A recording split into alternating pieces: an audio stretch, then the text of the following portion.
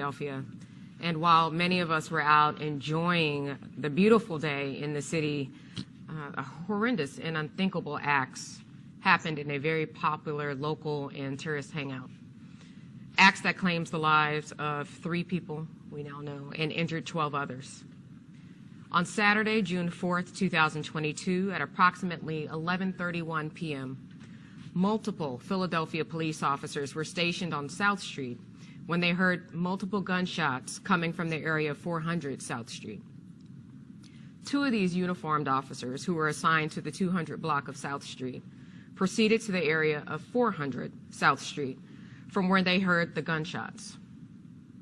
There, they observed several civilians suffering from gunshot wounds lying on the sidewalk and in the street. Officers on location began to render first aid to the wounded, and another responding officer who was on location and responding to the incident observed an unknown male on the southwest corner of South and American Street firing a handgun into a large crowd on the 400 block of South Street from approximately a half a block away. The officer drew his weapon and fired several times in the direction of the unknown male, we believe striking him. The unknown male dropped his handgun on the sidewalk and ran southbound on 600 American Street. The male was then lost in the area. The PPD officer-involved shooting investigation unit, or OISI as we refer to it, and the homicide unit are conducting a joint investigation. This harrowing incident claimed the lives of 3 individuals. At this time, we believe that one of the 3 decedents was a male involved in a physical altercation with another male that was potentially the genesis of the shooting. These individuals eventually began firing at one another, with both being struck, one fatally. We also believe that the 2 other decedents, as well as a number of other shooting victims, were uninvolved in the initial altercation and were innocent bystanders. The first victim was a 34-year-old African-American male who was taken to Presbyterian and was pronounced at 12:05 a.m. The second victim was a 27-year-old African-American female who was taken to Jefferson Hospital and was pronounced at 11:49 p.m. The third victim was a 22-year-old African-American male pronounced at 11:49 p.m. after being taken to Jefferson Hospital. An additional 11 victims were struck by gunfire. These victims range in age from 17 to 69 years old. Their conditions range from stable to critical. We're absolutely devastated by this incident.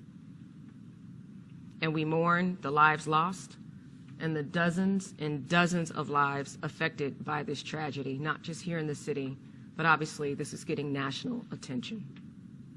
These incidents have an exponential effect on our community, and it not only impacts the individual that's been directly victimized, but it victimizes their loved ones, their families, and their neighbors, neighborhoods all over the world.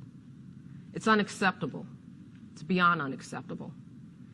And we're still using every resource available to get to the bottom of what occurred, not just out there last night, but behind this gun violence in this city, period. It's important that we bring justice to the victims, their families, and our community. We're working with our local, state, and federal partners to make sure that no lead is lost and that no stone remains unturned. Standing behind me are Special Agent in charge of the Philadelphia's FBI office, Jackie McGuire, and Assistant Special Agent in charge of the ATF's Philadelphia field office, Eric Degree, who are lending additional resources to this case. There were hundreds of individuals out there last night, and I'm asking the public that if any of these people, anyone who was out there, saw anything, witnessed anything immediately before, during, or after, to please call or text our tip line at 215-686-TIPS, 215-686-8477. Or you can contact the homicide unit at 215-686-3334. As with all of our homicides, there is a standing $20,000 reward for information that leads to an arrest. So with that, I understand there's going to be a lot of questions, but please keep in mind that this investigation is complex and is still in its infancy. And we'll do our very best today to answer any questions that you may have, but we may be limited in what we can say. So with that, I will turn it over for any questions. So